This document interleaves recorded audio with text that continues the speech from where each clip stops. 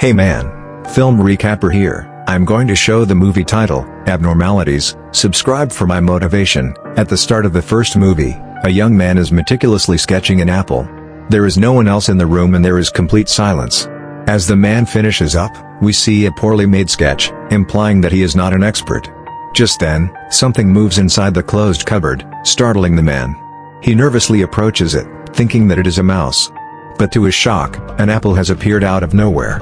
The man is completely baffled for a while, but then, he puts two and two together and realizes that his sketch has actually come alive.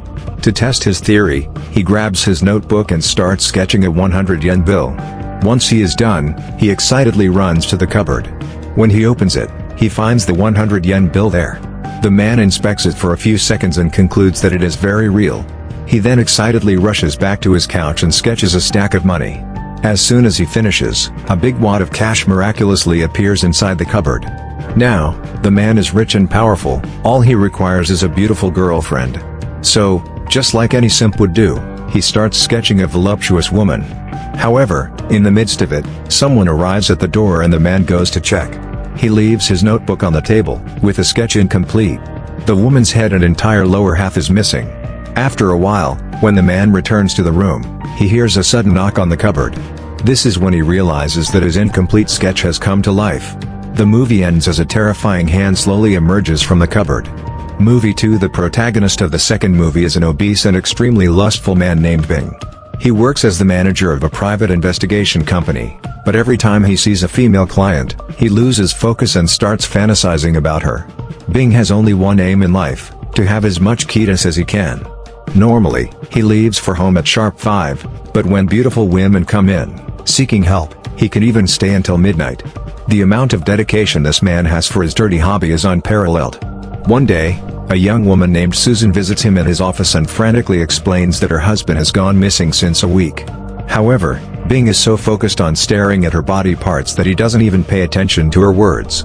He is actually fantasizing about doing it with her right now. When Susan pleads for help, Bing snaps out of his dream and promises to start the investigation ASAP. But in reality, he doesn't care about her husband, he only wants her. Later that night, we get to know a bit more about Bing. He has never been married, because he doesn't believe in relationships. Whenever he feels aroused, he calls his equally lusty secretary, Gina, and does it with her. However, he has done her so many times that he has gotten bored. The next morning at the office, Bing is doing what he usually does, watching adult movies. Right then, Susan barges in with some evidence, which could possibly help find her missing husband. Bing takes it from her, and assures her that they will find the man. Then, sensing an opportunity, he invites her to a local restaurant for lunch, saying that they can discuss the case further there.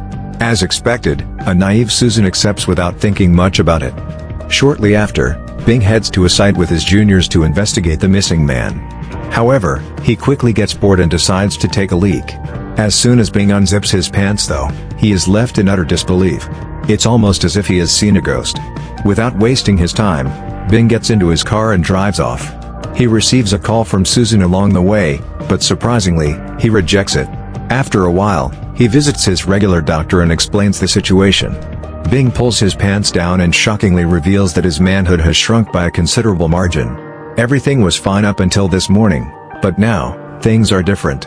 Unfortunately, to Bing's dismay, the doctor is equally shocked and clueless. In all his years of medical experience, he has never witnessed anything quite like this. He only says have some Viagra and hope it comes back the next morning. So that night, Bing consumes the pills and goes to bed. He even places a camera nearby to check if something supernatural is trying to take away his manhood. Unfortunately, when he wakes up the next morning, he realizes that the situation has gotten worse. The manhood has shrunken to an even smaller size. Terrified by what he sees, Bing desperately tries to seek help. Hence, he goes on a rampage across the city, revealing his tiny manhood to everyone he meets. Bing shows it to a guy at the pharmacy, his juniors at the office, and even random people at the supermarket. When nothing works, he travels to the Himalayas and pleads for help at a monastery. One particular monk steps forward and says we can beat the evil out of it. This excites Bing, and he urges the monks to initiate the procedure. But all they do is beat him up with sticks until he falls unconscious. In the next scene, Bing visits his doctor once again and begs for a solution. By this time, his manhood is barely visible. Unfortunately, the doctor says that there is no cure for this terrible disease. All Bing can do is pray to God that it doesn't go away completely. However, our fat protagonist is not going to give up on his most precious asset so easily. That night, before going to sleep, he plans to tie a rope around his manhood. Unfortunately, at the same time, his secretary, Gina, barges into the room, looking for some action. When she sees him in this state, she is taken aback. Gina cannot believe that the manhood she loves and cherishes so much has now become the size of a pea. Suddenly, it starts shrinking again, and the two are sent into a state of panic. Gina desperately tries to hold it with the rope, but it's too late. Bing's manhood has disappeared into thin air, and now, he has nothing to live for. The movie ends as a depressed Gina leaves Bing's room, probably because she is not interested in him anymore. Movie 2. On a Halloween night, a young woman is traveling alone in her car. She appears to be lost and scared, as there is nothing but wilderness and silence all around. So, she takes a U-turn and goes to the nearest gas station to ask for directions. To her bad luck, there is no one around. Anxious, the woman gets out of her car and knocks at the door. Right then, the attendant angrily arrives, chastising a strange-looking clown. The latter has apparently smeared his excrement all over the bathroom. As the woman looks in shock and confusion, the attendant threatens to call the cops if the clown doesn't leave. He also warns that he has a gun, which he will not hesitate to use. The statement appears to anger the clown a bit, however, he chooses to leave without causing any commotion. Following this, the attendant helps the woman with gas and other necessary supplies. As he is explaining the directions to her, suddenly, a loud bang is heard from the store. The attendant slowly goes inside to inspect, but sadly, he never returns. After 10 minutes, the woman becomes worried and heads inside the store as well.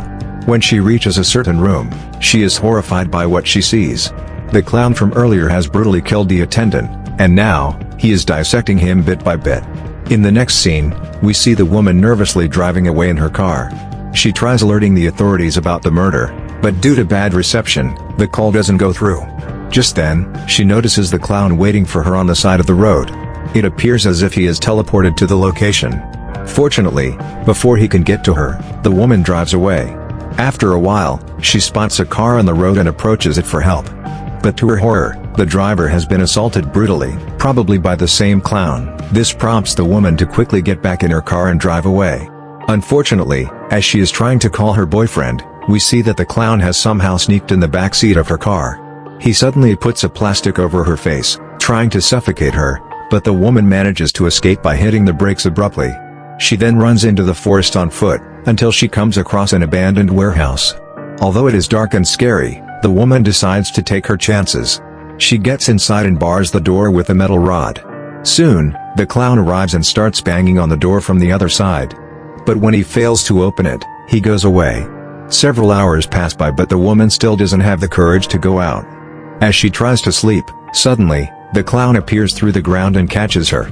He then beats her several times with a whip, causing her extreme pain. However, the woman manages to retaliate by stabbing the clown with his own knife.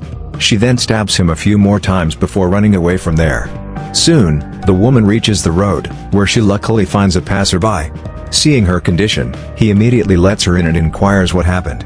The woman is unable to explain anything at the moment, and she simply says, "Let's go please, he is coming." Unfortunately, just after a few seconds, the resilient clown approaches them in his own car and shoots the passerby dead. As a result, the latter's car loses control and crashes into a tree.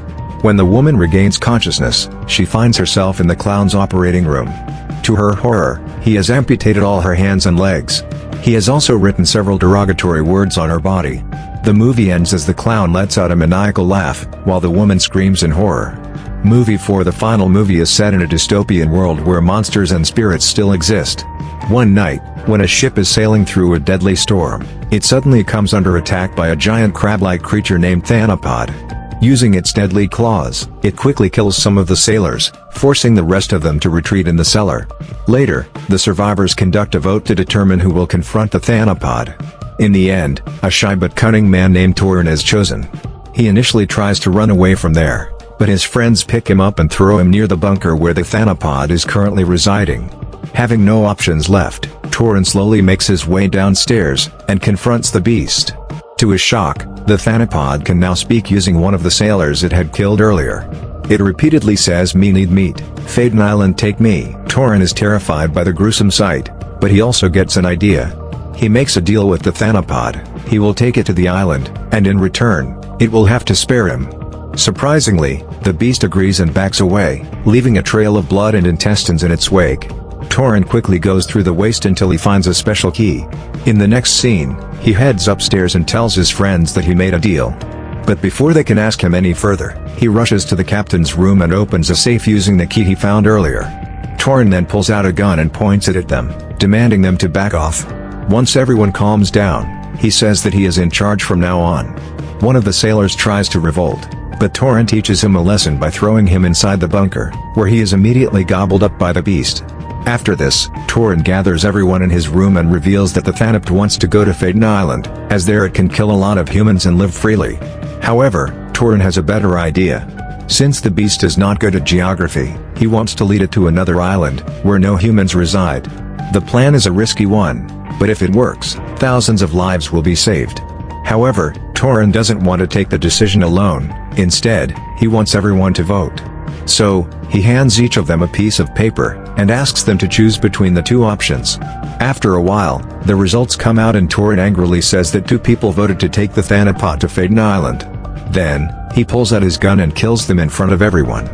After this, he dumps the corpses into the basement, which the Thanapod devours immediately. The next morning as everyone is busy with their work, Torin goes to the basement, where he shockingly finds that the Thanapod has laid its eggs. Now, several thousand tiny creatures are running around the boat. To make matters worse, all of them are hungry and they demand food right now. On the other hand, the remaining sailors have become tired of Torin's leadership, so they plan to eliminate him. They slowly sneak up to his room and attack him while he is sleeping, but it turns out that he is not in his bed. Torin suddenly arrives behind his fellow sailors and kills them one by one. After the massacre, he drops all the dead bodies into the basement, where they are consumed in seconds. Now, only Torin and another sailor remain. However, as they talk, he suddenly shoves the sailor into the basement, revealing that when he conducted the vote earlier, everyone had voted to take the Thanapt to Faden Island. None of them wanted to save the lives of innocent people. At last, Torin confronts the Thanapod himself and destroys the barrels, spilling oil all over the place.